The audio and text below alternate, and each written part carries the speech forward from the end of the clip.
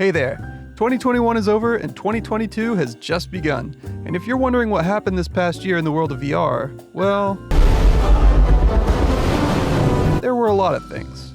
Maybe you just got into VR and you're new around here, so you're not familiar with all the lingo. Metaverse. Metaverse. Metaverse. Metaverse. Metaverse. Metaverse. Metaverse. The Metaverse. Well, good news. This is going to be very overwhelming for you because we just had so much happen. Oh my God!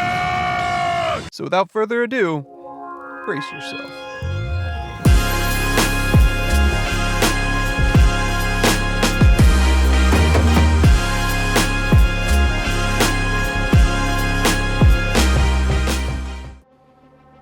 Our year begins, as they often do, with the naysayers. Perhaps they were right. I mean, remember what Phil Spencer from Xbox said in 2019. We're responding to what our customers are asking for, and nobody's asking for VR.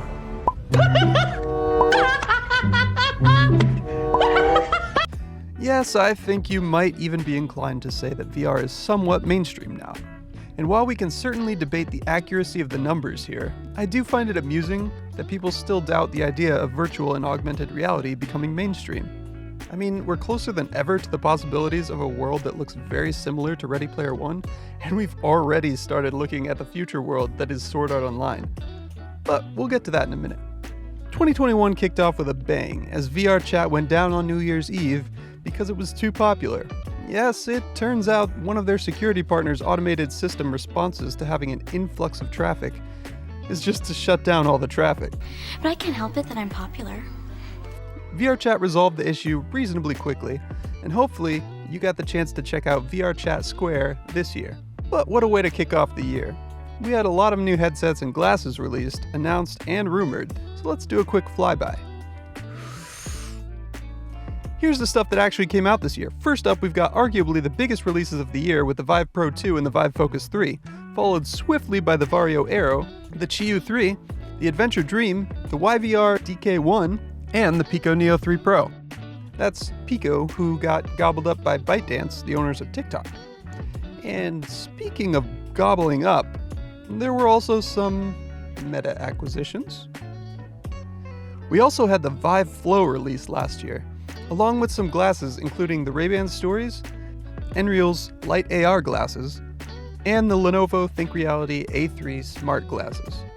We also had some announcements with the Lynx R1 set to release in April of this year, and the Magic Leap 2 also coming out this year. Then we've got the rumors. Buddy, I gotta dig a little deeper. First, we're going to look at some things that are definitely going to happen, but when? We'll have to wait and see. There's Apple's VR AR glasses that are definitely in the works and could potentially be game-changing for a consumer market, although the price point might say otherwise. Then there's PlayStation's VR 2, Meta's Cambria headset, Pimax's 12K standalone headset, Somnium Space's standalone headset, VRGeneer's Xtal 3 headset, Simula VR's VR computer, and EM3's Ether Glass. Now, those are the ones that are definitely happening at some point, and some have been announced at CES this year. But there were some overhyped rumors last year as well.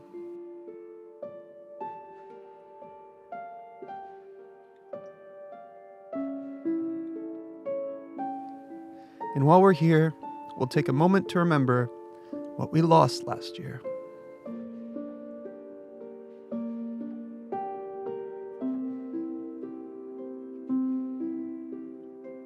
But 2021 was also no slouch when it came to gaming, so get ready, because here we go. What? Oh, there's too many? Oh, okay, should I just... We'll just scroll through them all? Oh, okay.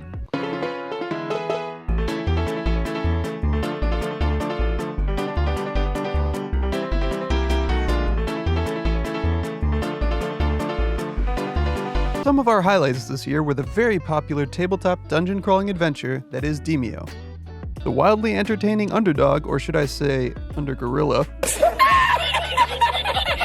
that surprised us all in the indie VR title Gorilla Tag, the true epic that was Lone Echo 2, and of course, the resurrection of the great Resident Evil 4. Unfortunately, I didn't get the chance to play Song in the Smoke or Warhammer Age of Sigmar Tempestfall, but those are two more titles from last year that I personally really want to try. And listen, I know there's a lot more awesome games. You saw the list. But I would be remiss as a longtime MMO fan if I didn't mention the upcoming VR MMO, Zenith, that is in closed beta, but is set to release sometime this year. Freaking excited! But now, it's time for the biggest announcement of the year, and yes, you might have guessed it. Facebook changed their name to Meta, and is transitioning from a social media company to a metaverse company? What just happened? With the launch of their Horizon Worlds and Workrooms apps, they've taken their first steps towards building their own version of social VR. Now, as you may know, the Oculus Quest 2 is one of the most popular headsets out currently, and Meta definitely brought some welcome changes this year, introducing Oculus Air Link with the ability to stream PC games to your wireless Quest 2, 120Hz mode, multi-user app sharing, and the welcomed announcement that you will no longer be required to link your Facebook account in 2022. Cool! Meta also gave us some interesting things like their own avatars and Questy! And it looks like they've given up on the BCIs for now and are focusing on wrist tech with their neural finger tracking device. But speaking of BCIs, let's talk about some fun tech in the world of VR and AR.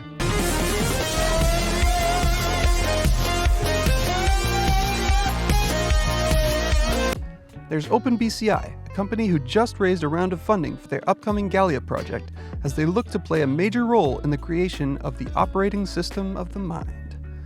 They've partnered with Valve, Tobii Gaming, and MIT, and I'm sure Gabe Newell, the co-founder of Valve, has a good reason to think that we're way closer to the Matrix than people realize. Free your mind.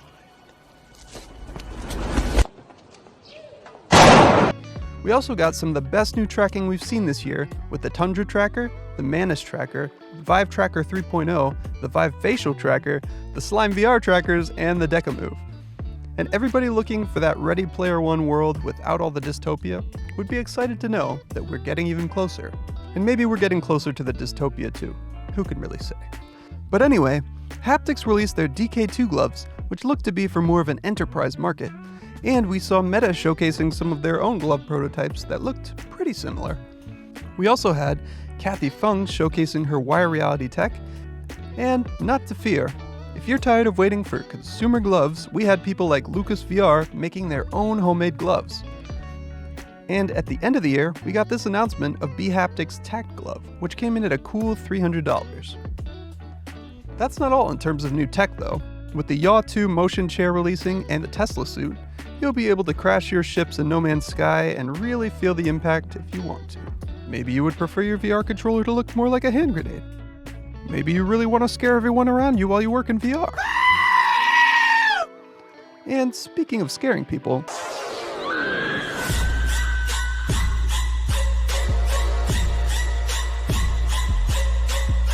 aren't headlines fun?